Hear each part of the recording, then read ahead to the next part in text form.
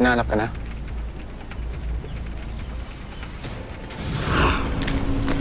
Rudy, nakilala ako ni Colleen. Nakunan niya ako ng video. Kailangan makita ko ang phone na yun. King! Oh, mama mo yun, di ba? Parang may hinahanap siya. Nagtatrabaho lang. Tulungan mo naman ako. Ang kasinungalingan ay parang virus, madaling kumalat at mabilis sumira ng buhay ng iba. Hanggang kailan nga kaya maitatago ni Nympha ang totoo? Tutok na dito sa Part 2 ng Tadhana.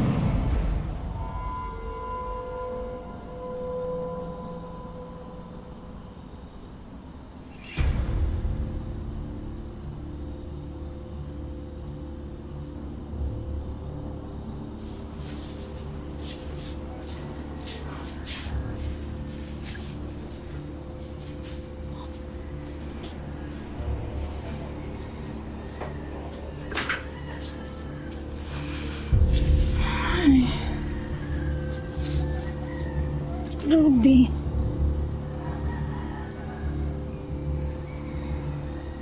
Anak, pasensya ka na. Nadamay ang kaibigan mo. Pero malaki ang kasalanan ng mga magulang ni Colleen sa akin. Rudy! Rudy! Nympha! Rudy! Nympha! Ano po gabing-gabi nakakabulahaw kayo? Ba't may mga pulis? Ano ba nangyayari, Sally? Nasangkot dati ang tatay mo sa pyramiding scam. Pero hindi naman niya alam na scam yun. Pero dahil downline niya sina Ben, Marisol at Sally, siya ang idinin at kinasuhan nila.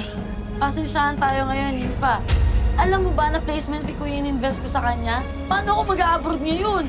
Nympha, lumubog sa utang yung asawa ko dahil kay Rudy. Marami kaming mga ebidensya na nagpapatunay na scam na nga yung kumpanya ninyo, pinilit nyo pa rin kami mag-invest. Ano ba naman yan? Sandali lang naman. Biktima lang rin naman si Rudy. Hindi naman totoo yan. Mas kumaawa naman kayo sa amin. Rudy Veritas, may warrant of arrest kami para sa'yo. Sandali lang naman. O, basahin mo. Naaresto ka namin sa kasong syndicated estafa. Basasan nyo. Sir, Sandali wag. lang naman ho. Na-scam lang din ako, Rudy sir. naman. Sir, huwag niyong huli. Na-scam lang din ako. Sandali lang May naman. karapatang manahimik o magsawalang kibo. Ano man ang iyong sasabihin ay maaaring gabiting pabor laban sa'yo. Ikaw ay may karapatan din kumuha ng tagapagtanggol na iyong pinili.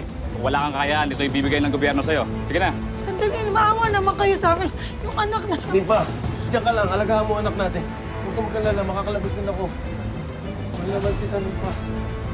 Sandali. Diyos ko, maawa naman kayo sa amin. Diyos ko. Sir. Ay! Rudy! Rudy! Rudy! Rudy! Rudy! Diyos ko, kasama ko! Sali! Saan ang kasama ko? Inatake sa puso ang tatay mo bago pa siya makulong. Sina Ben, Marisol at Sally ang may kasalanan kung bakit namatay ang tatay mo. Kaya ngayon, gumaganti ako sa kanila. Para maramdaman nila ang sakit ng mawala ng mahal sa buhay. Alin, paano po ginawa ko sa iyo?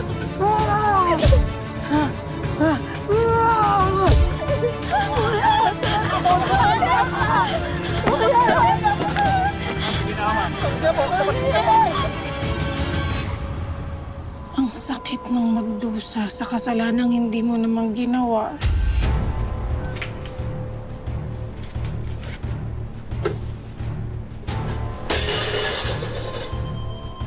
Diyos ko! Oh my God! Ano yan? Bakit may dugo? Nakikilala niyo po ba ang lunchbox na ito? Sa akin po yan eh. Hindi po ako mamamatay tao, kuya! Kaya hindi ako papayag na lumabas ang totoo. Sisihin niyo po si Ma'am Veritas. Ang janitress po ng school namin. Gusto po niya ang patayin. Tulungan niyo po ako! Colleen! Kailangan ko mahanap ang cellphone ni Colleen. Yun lang ang natatangang ebidensya laban sa akin. Hindi tayo magpapatalo. Gagawan natin to ng paraan. At gagawin namin ng lahat para mailabas ka namin dito. May awa ang Diyos, anak. Ma, Wala naman talaga akong kasalanan eh. Alam naman namin yun, anak. Tutulong din ako, Bella. Lalabas din ang katotohanan. Makakalaya ka rin dito.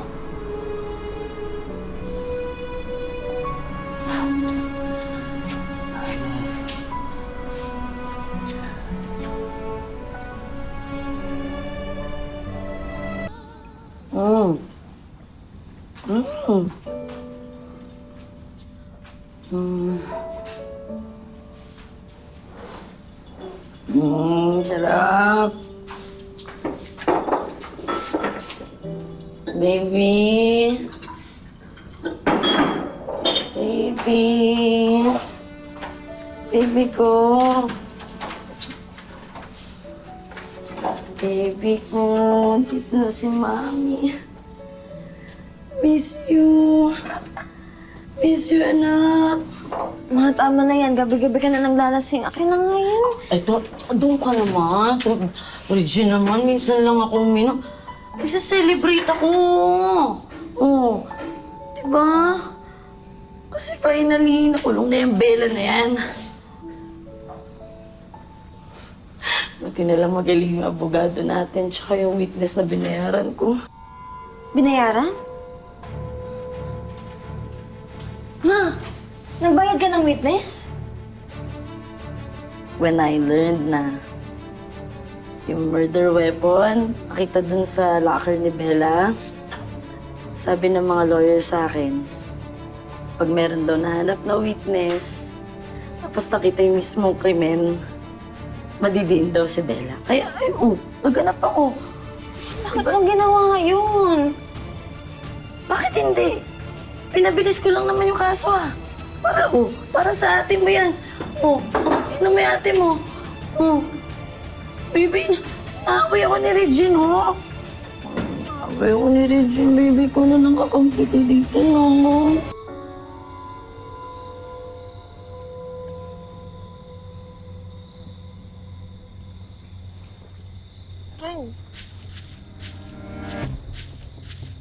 Oh, anong ginagawa mo dito? Please lang, ayoko ng gulo. Actually, hindi ko rin alam kung ba't ako napunta dito eh. Siguro naghahanap lang din ako ng sagot. Baka sakaling maramdaman ko yung kaluluwa ni ate, baka nalito pa siya. Nakakulong na si Bella. Hindi naman yung gusto niyo, di ba? Pero paano kung hindi pala si Bella yung pumatay kay ate? Paano kung mali pala kami? Akala ko pag nakulong na si Bella, gagaan yung loob ko eh. Pero parang hindi. Mas lalong bumigat. Parang may mali eh, King. Sa maniwalkat sa hindi. Nagdududa na rin ako eh. Paano kung nadala lang pala kami sa galit? Paano kung inosente pala si Bella? Naging kaibigan mo rin si Bella. At alam mo mabuti siyang tao. Kaya nga sana lumabas na yung katotohanan dahil hindi ko na alam kung ano yung paniniwalaan ko.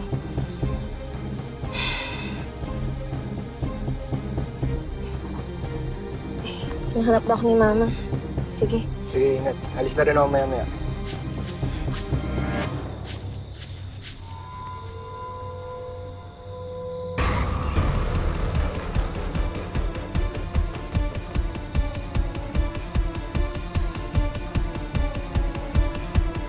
Kulin?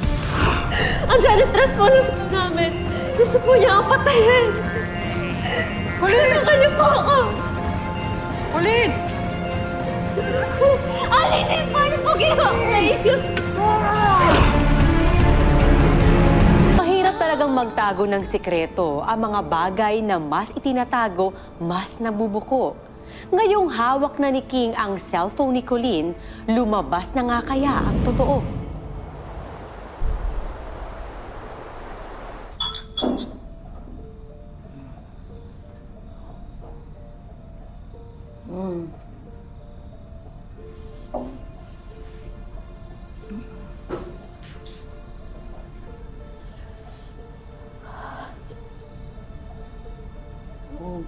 Sally, Nagawa mo dito? Sally, Pasensya ka na. Diretso na kami. Oo nga, ano nga ginagawa niyo dito? Sally, magmamakaawa lang sana kami. Baka pwedeng iurong mo na yung demanda laban sa anak namin. Parang awa mo na. Kung anong gusto mong gawin ko, kung anong gusto mong gawin namin, susundin namin. Talaga, kahit ano? Wala naman kaming pera ni Maricel eh. Hindi ka namin kayang labanan sa korte. Kung gusto mo, luluta ko yan sa harap mo. Maniwala ka lang na inosente ang anak namin. Parang awa mo na, Sally. Unang pa yan. Ang gusto ko, iwanan mo yan si Maricel, tapos maging tatay ka ng anak ko. Kaya mo? Sally naman. Hindi naman ako nakikipagbiruan sa'yo eh. Kalayaan ni Bella ang pinag-uusapan natin dito. Yung anak mo nakulong. Pero yung anak ko, namatay. Kaya papayag lang ako sa gusto nyo kung masisira din yung pamilya mo.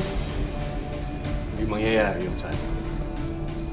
Mahal na mahal ko asawa. Mahal ko anak.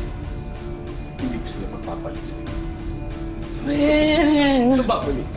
Ben, ako balinipat na ako sa'yo. Sige na, pumayag na. Di ba tayo naman talaga dapat? Alam mo, Ben! Sally, tigilan mo na ako. Nababaliw ka na eh. Oo, balik ako sa'yo. Pumayag ka na, Ben. Nagyan mo yung asawa ko! Hindi ka pa masaya? Pinakulong mo na yung anak namin inosente. Ngayon, aagawin mo sa akin ang asawa ko! Ako nang agaw? Kapal ng mukha mo. Baka ikaw! Baka ikaw! Ikaw yung mga agaw! Ikaw ang agaw! Ikaw yung mga agaw! Tama na! Tama na! Tama na! Mamatay tayo!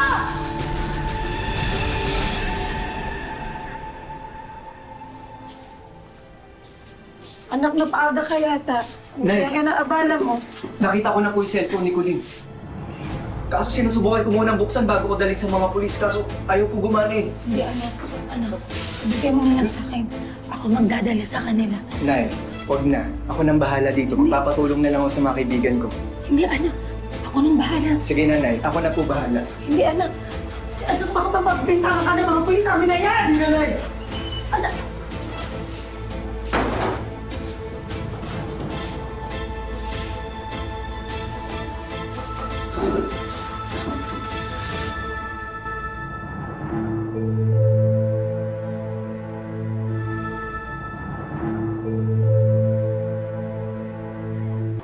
Pre, matagal na kasi itong na-drain. Eh, ang tagal mag-charge. Uy! Pre! Bumukas na! Teka, may password. Hindi natin ito mabubuksan.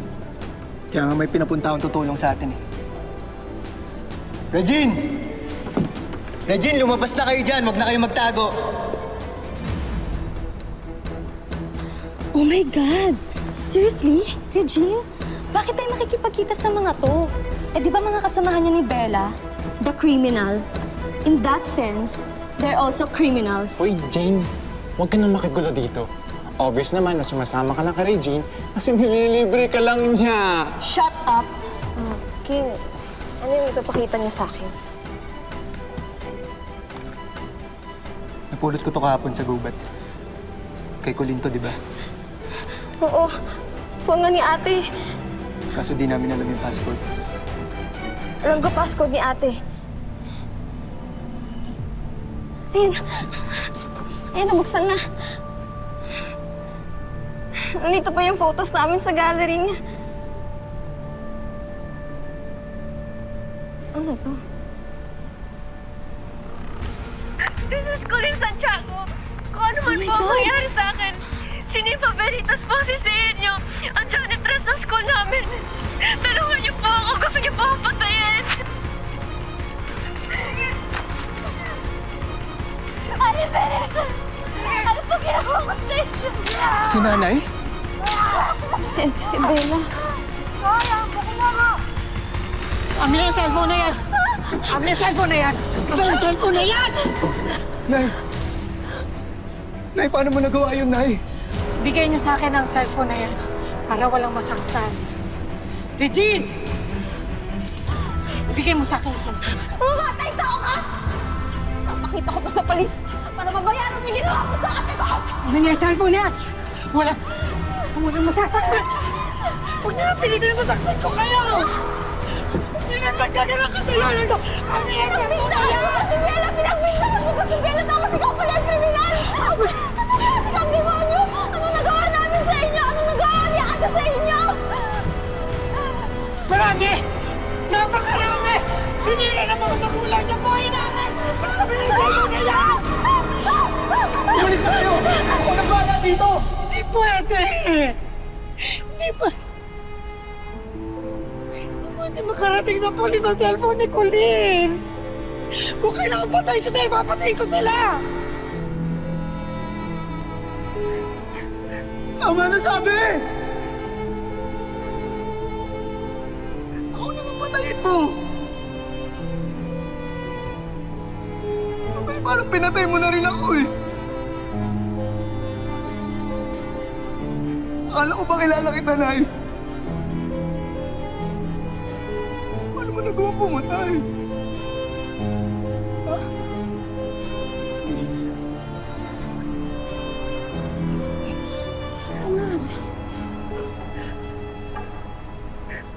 Nagpatawarin sila.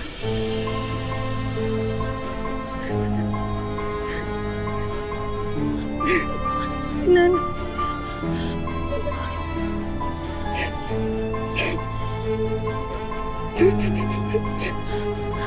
Patawarin si Nanay.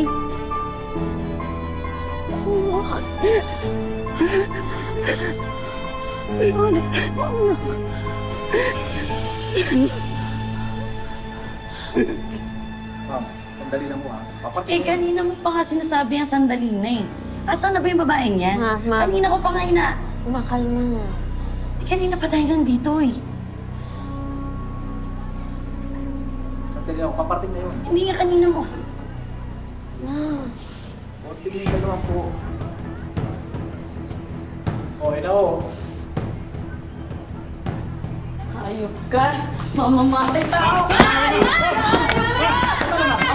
Tama na po! Tama na, Parang please. awa niya na po, Ma'am Sally. Nimpa, ano nangyari sa'yo? Ayun ka. Pati anak namin, dinamay mo! Sir, tama! Sir! Tama na. Tawagin na siya, ma'am! Pamilya kayo ng mga kriminal. Tatay mo, scammer. Ikaw mamamatay tao ka. Mamamatay tao? Ako mamamatay tao? Kayo ang dahilan bakit namatay ang asawa ko? Dahil idiniin niyo siya sa kaso na hindi niyo naman ginawa. Kayo, Don Maricel, alam niyo na ngayon pakiramdam? Alam niyo na kung gaano kasakit? Gaano kasakit ang mapagbintangan? Gaano kasakit ang mamatayan? Alam ko na mali ang ginawa ko. Naging masama akong tao. Pero nagawa ko yun.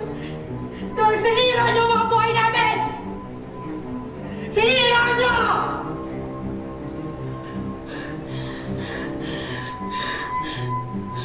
Ligyan ako.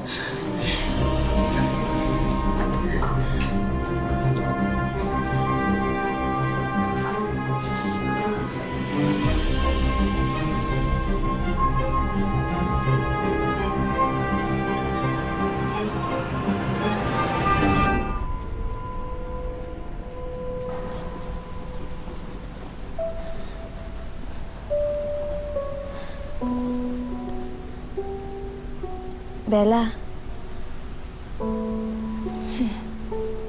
Pwede ba kitang makausap?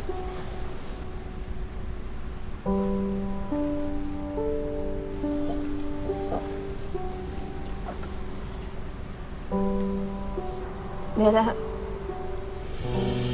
pasensya ka na sa mga nagawa ko sa'yo, ah. Sorry kung pagbintangan pa kita. Sana mapatawad mo pa ako.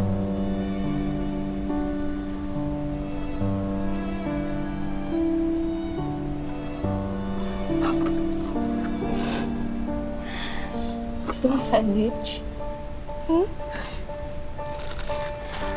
Baon ako ng sandwich. Masarap ba ito? Yan. Salamat. Masakit ang mawala ng mahal sa buhay, pero hindi ito ang dahilan para sirain natin ang buhay ng iba. Sa huli, walang dalang mabuti ang paghihiganti. Nay, kain ka muna. Ako nagluto nito. Sarap yan.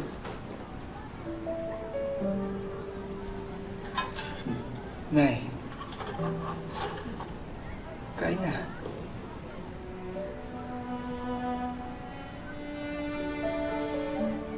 Anak. Sorry ha. Nadamay ka sa lahat ng kasalanan ko.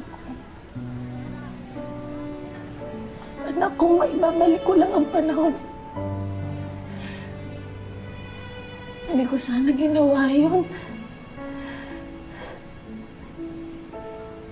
Araw-araw pinagsisisihan ko lahat ng ginawa ko. Pero kahit siguro ang Diyos, di na ako mapapatawad. Nay, kahit ano pa yung nagawa mo, ikaw pa rin ang nanay ko. Hindi kita iiwan. Hindi kita papabayaan. Bella. Bella, patawarin mo ako. Patawarin mo ako sa lahat ng nagawa ko sa'yo. Alam ko pong malaki yung bigwaan ng pamilya natin. Pati na rin po ng pamilya ni Nakulong. Pero alam mo ba, sobrang hirap po mabuhay sa galit. Kasi kahit po nagalit tayo, hindi na po natin maibabalik ang nakaraan.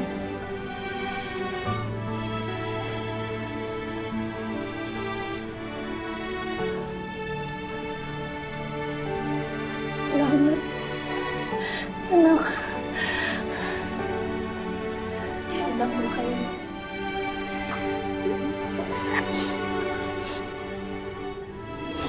Ang buhay ay hindi lamang isang daan na iginuhit para sa atin. Ito ay sangang daan na nagbibigay sa atin ng maraming pagkakataon na pumili at tahakin ang sarili nating tadhana.